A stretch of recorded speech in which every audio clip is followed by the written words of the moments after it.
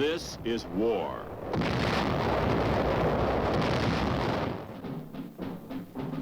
War and its masses. War and its men.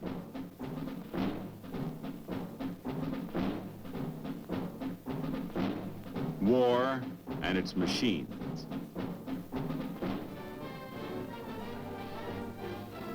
Together they form the big picture.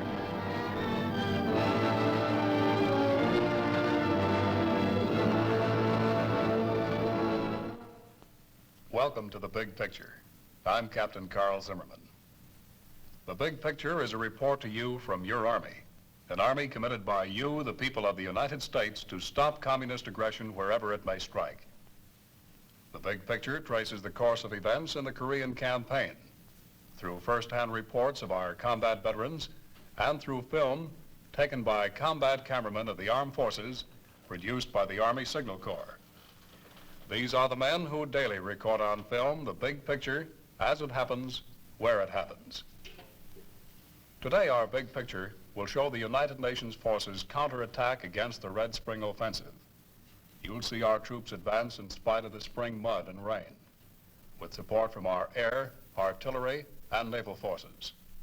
And later, you'll meet two veterans of the Korean fighting, Chaplain Joseph Murphy and Captain John Rock, who saw, as it happened, a part of the big picture. Now, let's go back to May 20th, 1951. By 20 May, the second phase of the Red Spring Offensive has been thrown back along the entire front, with the last gap closed on the eastern front near Hangui by 24 May. The UN counterattack is launched immediately, driving the communists in full retreat. By the beginning of June, the pursuit, spearheaded by armored columns, has carried the Allies across the 38th parallel into North Korea, where the enemy braces and halts their retreat, forming a defense triangle anchored at Chorwon, Kumhwa, and Pyongyang. By 15 June, UN forces crack the heavy red defenses in their so-called Iron Triangle, taking Kumhwa and Chorwon and advancing north to Pyongyang. During the week 13 to 20 June, the communist air power becomes more aggressive, but suffers heavy losses to the UN air arm. During this period, the line undergoes minor changes as the ground phase subsides to patrol action and sporadic encounters.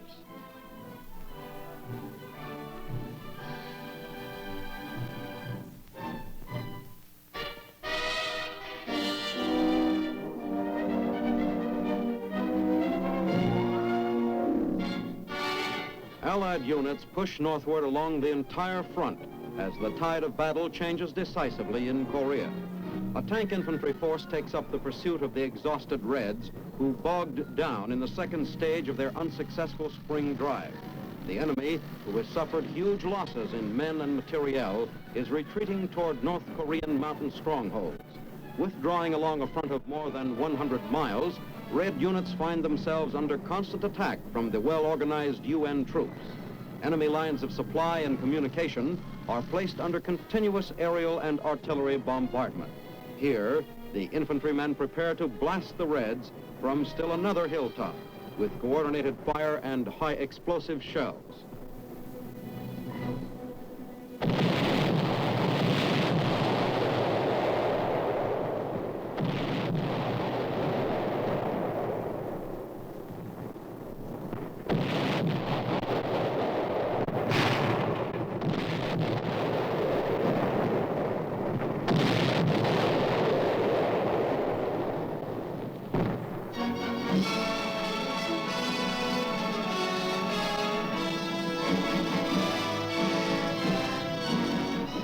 F-51s, in close support of the infantrymen, smash an enemy-held hill position.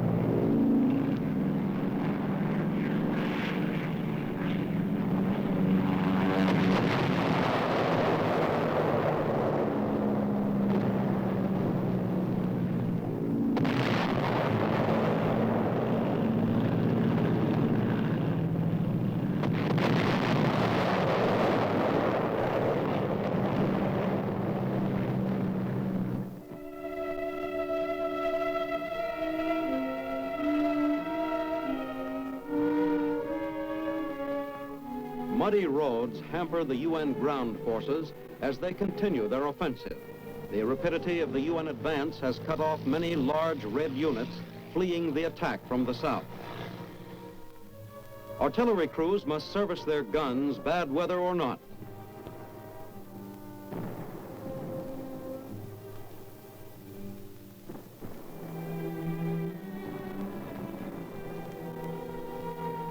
This unit, temporarily isolated from its supplies by a washed-out bridge, waits patiently while ammo is in the process of being delivered to its frontline position.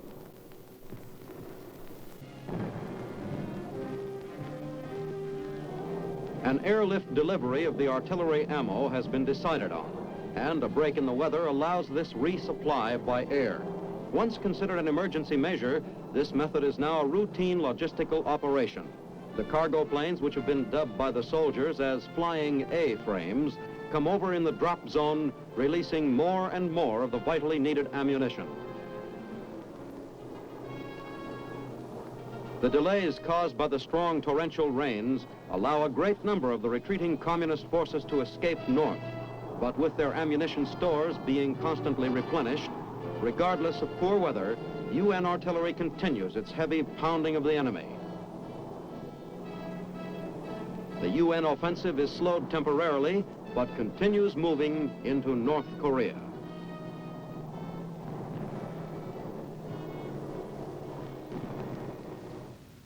Up to now on our Big Picture program, we have told you how our soldiers are the best equipped and the best trained. Now we'd like to tell you how that soldier becomes the best informed. With me is Captain John Rock, who is a company commander with the 1st Cavalry Division in Korea, and is now at the Office Chief of Information Department of the Army in Washington. Well, John, tell us about this I&E program. How does it fit into the big picture?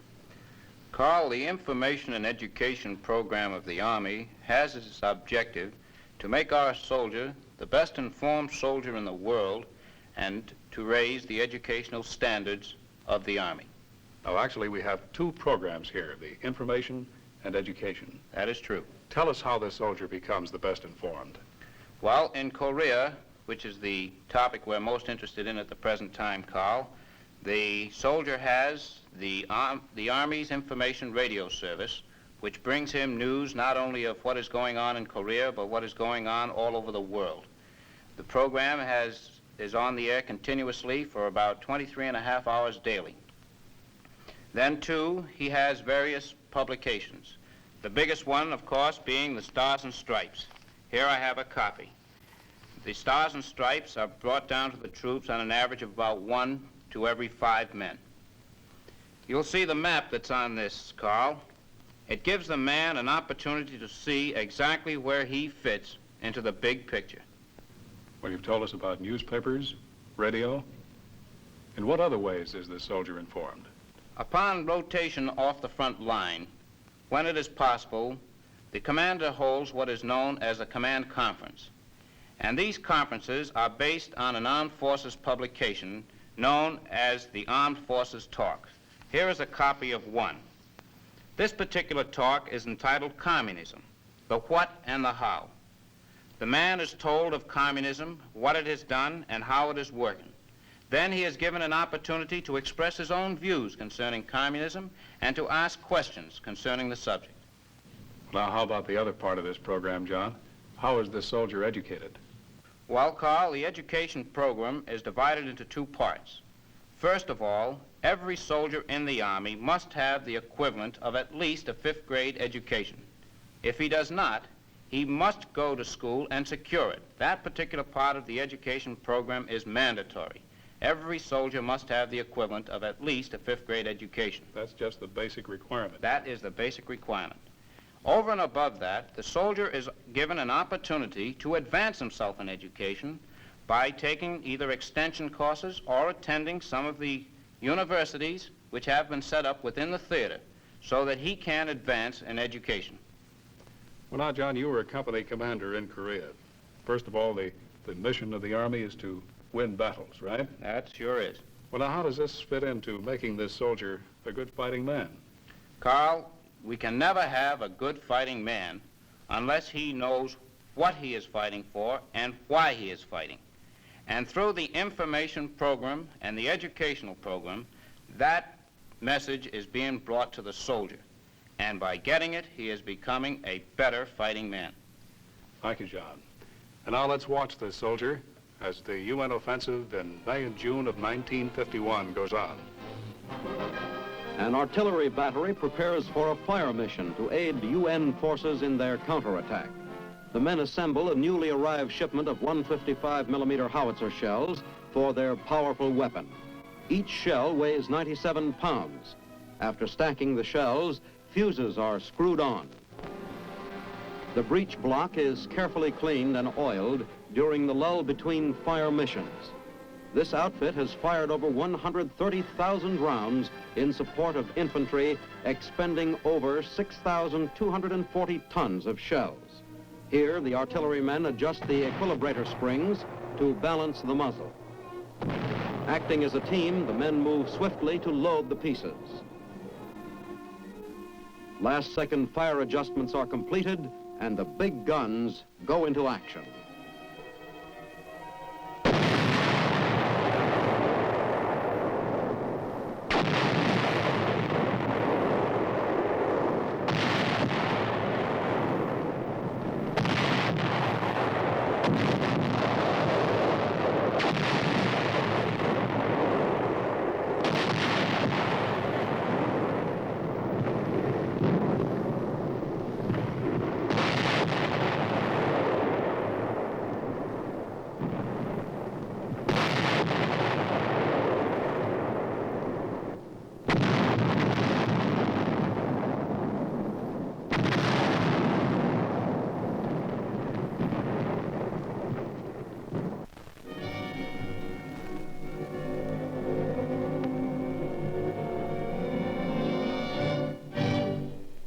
As Allied units move northward, strong emplaced positions are constructed to fend off any Red counterattacks. The men await the order to press on and maintain contact with the retreating enemy units. The UN forces swiftly adapt themselves to the hilly Korean terrain.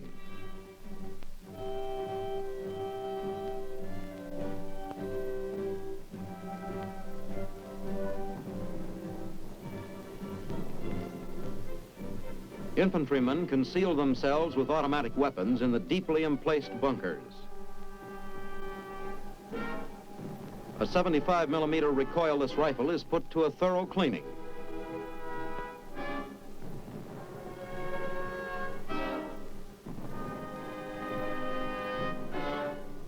Lieutenant General Frank Milburn visits front areas, getting a first-hand view of the pursuit of the fleeing Reds.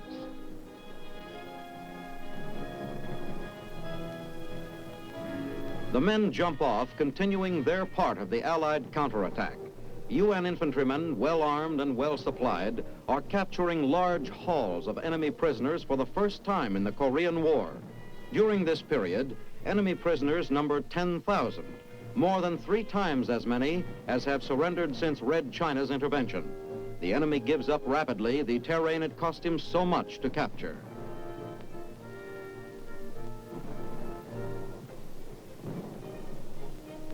The advance continues as mine detector teams search for mines scattered in the roads and paths by the somewhat disorganized foe.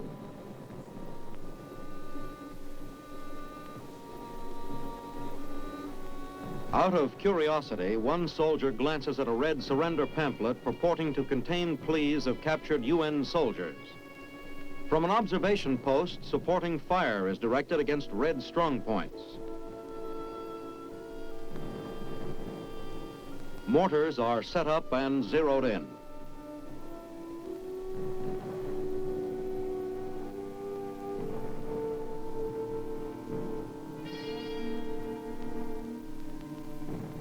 The troops strike another heavy blow against the retreating enemy.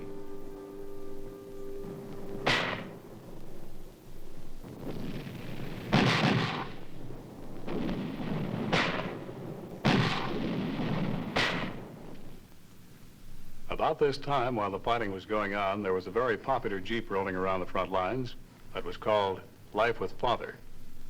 This was the Jeep that carried Father Joseph Murphy of Cambridge, Massachusetts, around the 24th Division area. Let's find out what life with Father was like. For here is Father Joseph Murphy. Well, Father, duty in Korea for a chaplain was a good deal different than duty back here in the States, wasn't it? That's correct, Cal. It was different in the sense that we didn't have the regular ecclesiastical appointments as we understand them. A church building, an altar, candelabra, and secondly, of course, there was a war on. And, however, for all the differences, there were very definite similarities. Similarities in the sense that we were fundamentally doing the same type work, caring for the religious and the moral welfare of the men. Again, back to the differences for all that there were. We did try to utilize whatever was available in order to make the men feel more at home in their religious worship.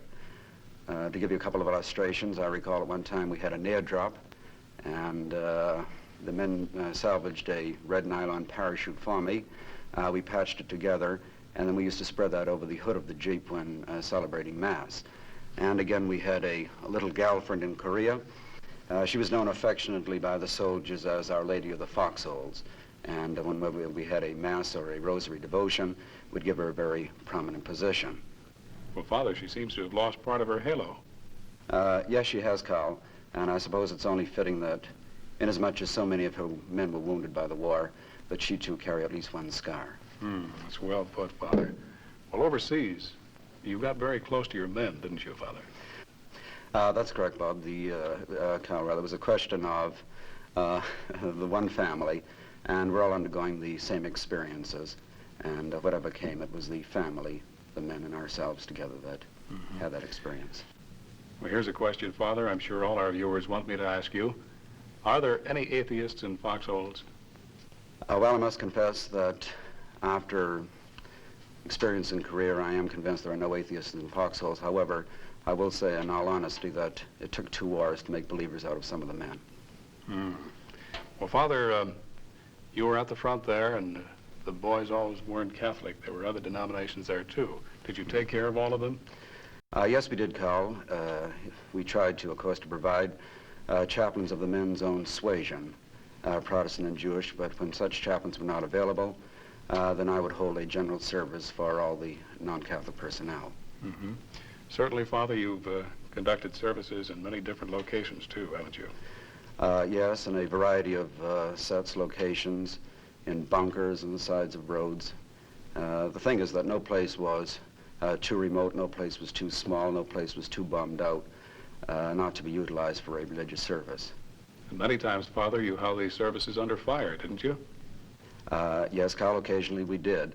And to take care of those situations, I used to have an artillery spotter present at the Mass.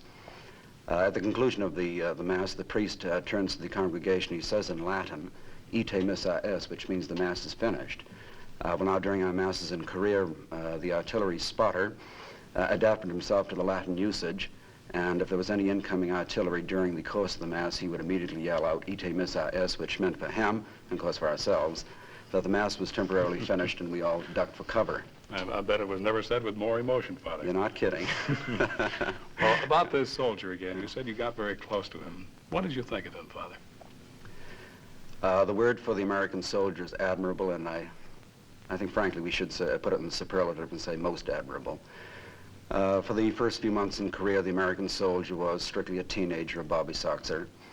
And when you consider the tremendous odds against him, the staggering hordes, and the way in which he resisted not only defensively but offensively, we have to stand in complete admiration of him. He's a wonderful fighting man, spiritually, physically. Well, you certainly knew his problems over there, Father. What were some of them? My experience has been that the men were primarily concerned with not the problems at the front, but rather with the problems at home.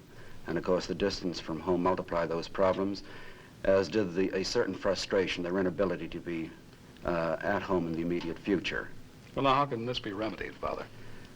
Well, probably the most immediate way in which it can be remedied is by the folks at home keeping the problems at home.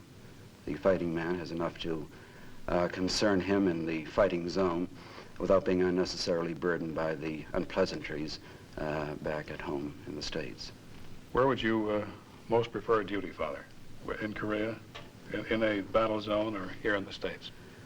Well, I think I'll pair that question with you by saying that you prefer duty with a nice group. In other words, what makes a place pleasant or what makes a place unpleasant is not the geographic location, but the crowd that you're with. That's all the difference in the world. Thank you, Father Murphy. Now let's go back and see the fighting as of May and June of 1951 in Korea. An air-ground liaison